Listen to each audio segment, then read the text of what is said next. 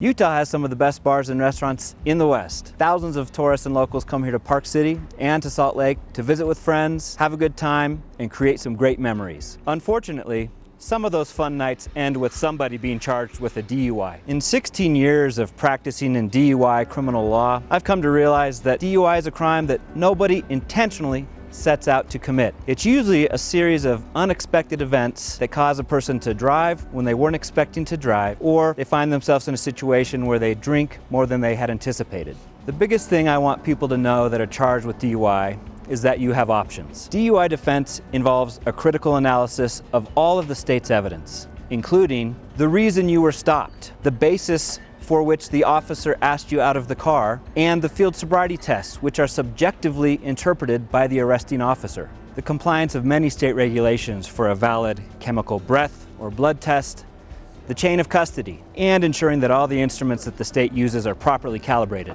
If there's just one thing in that chain of evidence that's missing, damaged, or violated, your case can become weakened to the point that a court or the prosecutors themselves may dismiss your charge. So, just because you've been arrested, never think that you should just go and plead guilty at your first hearing. At Bangerter Law Firm, we know that you didn't expect to find yourself in this situation. And we also know that you have options. The best way through this situation is to carefully and thoroughly analyze all of the state's evidence. And by doing so, we can give you the best chance at success in your case.